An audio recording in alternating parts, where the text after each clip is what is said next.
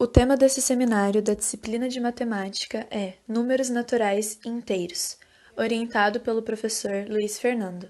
Os participantes desse grupo são Agnes Naomi Shinzato Dib, Euler Frateschi Abuazar, Giovanna Marques Nóbrega, Ellen Miranda Marques, Júlia Taisa do Prato Batista, Maria Ângela Oliveira Damasceno, Maria Ferreira, Nicolas Moreira de Paula, Raíssa de Oliveira Rosário e Sabrina da Silva dos Santos. Origem. Os números naturais tiveram suas origens com os egípcios, partindo da necessidade de se efetuar cálculos rápidos e precisos, já que estavam acontecendo muitos progressos, como a construção das pirâmides, os quais marcaram o fim da pré-história. Pois, com um número concreto, pedras, nós ou riscos em ossos, não estava sendo prático. Foi quando surgiram as representações da quantidade de objetos através de desenhos, os símbolos. Todos os outros números eram escritos combinando os números-chave. Para os egípcios, a ordem dos símbolos não alterava o número em questão. Todos os cálculos que os egípcios utilizavam eram baseados na adição de números inteiros, mas com o decorrer do tempo houve a necessidade de expressar uma parte do todo através de um número, e para isso os números inteiros não serviam. Foi por essa razão que os egípcios criaram um novo tipo de número, o número fracionário. Utilizavam apenas frações unitárias, com um denominador igual a 1. Outros povos também criaram seu próprio sistema de numeração, mas foram os romanos que criaram um sistema de numeração bem mais prático e eficiente. Os romanos aperfeiçoaram um número concreto, mas não usaram símbolos novos para representar os números, usaram as próprias letras do alfabeto, os números romanos. Os romanos baseavam seu sistema de numeração em 7 números chaves e tinham o valor de 1, V valia 5, X representava 10 unidades, L indicava 50 unidades, C valia 100, D valia 500 e M valia 1000. Utilizado por outros povos. Os cálculos que os romanos utilizavam eram baseados na adição e na subtração, dependendo da ordem em que os números-chave apareciam. Esse sistema foi adotado por muitos povos, mas ainda era difícil efetuar cálculos com o mesmo. Foi quando aconteceu na Índia uma das mais notáveis invenções de toda a história da matemática, o sistema de numeração decimal.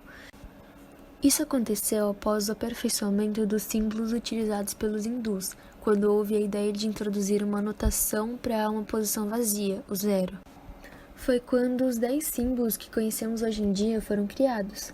Hoje, esses símbolos são chamados de algarismos indo-arábicos, mas foram os árabes que divulgaram ao mundo os números hindus, após traduções de livros vindos da Índia. Os árabes compreenderam o tesouro que os matemáticos hindus haviam descoberto. Isso permitiu o desenvolvimento de sistemas para o armazenamento de grandes números. Por isso, nosso sistema de numeração decimal é conhecido como indo-arábico. Com esse sistema de numeração, ficou muito fácil de escrever qualquer número, por maior que ele fosse.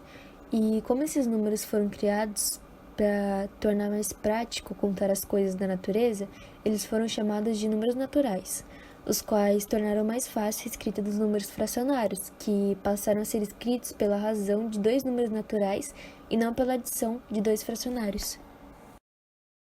Os números naturais são números inteiros positivos, ou seja, não são negativos, que se agrupam num conjunto chamado de N, composto de um número ilimitado de elementos, sendo então um conjunto infinito.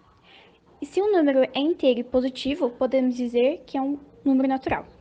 Quando o zero não faz parte do conjunto, é representado por um asterisco ao lado da letra N, e neste caso, este conjunto é denominado conjunto dos números naturais não nulos.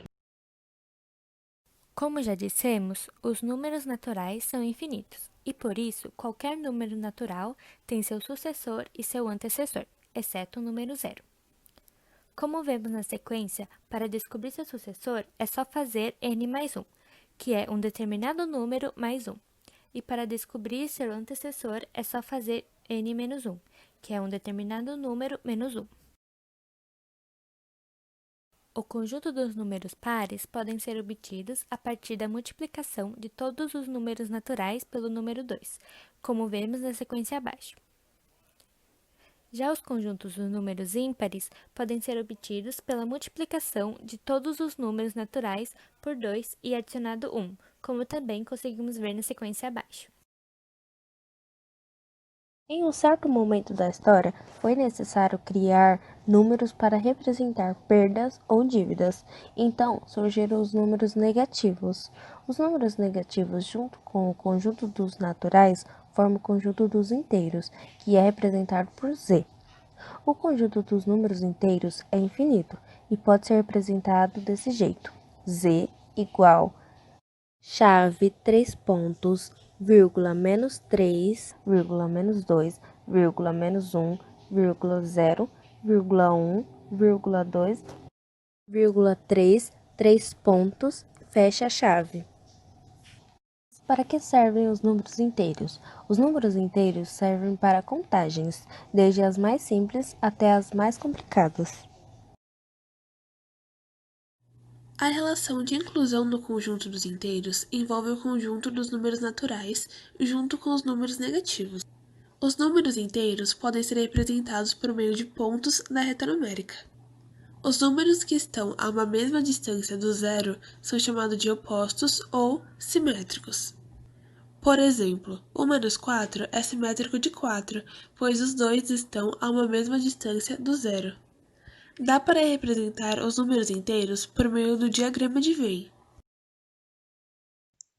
O conjunto dos números naturais, representado pela letra N, é um subconjunto de Z, pois está contido no conjunto dos números inteiros. Além dos conjuntos dos números naturais, destacamos os seguintes subconjuntos de Z. O primeiro é o Z acompanhado do asterisco. Ele é o subconjunto dos números inteiros com exceção do zero. Então, Z asterisco igual, abre chave, infinito dos números negativos, menos 3, menos 2, menos 1, 1, 2, 3, 4, infinito dos números positivos e fecha chave. O próximo é o Z acompanhado do sinal de positivo, que marca que esse subconjunto aborda os números inteiros não negativos, ou seja, Z mais igual, abre chave, 0, 1, 2, 3, 4, infinito dos números positivos e fecha chave. O terceiro é o Z acompanhado do subtraço ou underline, que é o subconjunto dos números inteiros não positivos, ou seja, Z subtraço igual, abre chave, infinito dos números negativos, menos 4, menos 3, menos 2, menos 1, 0, fecha chave. Z com o asterisco e o sinal de positivo vai ser o subconjunto dos números inteiros com exceção dos negativos e do zero. Então, Z asterisco, sinal de positivo, igual, abre chave, 1, 2, 3, 4, 5, infinito dos números positivos, fecha chave. Por último, vai ser o Z em itálico com o asterisco, que são os números inteiros com exceção dos positivos e do zero, ou seja, Z em itálico, asterisco, igual, abre chave, infinito dos números negativos, menos 4, menos 3, menos 1, menos 2, 1. Fecha chave.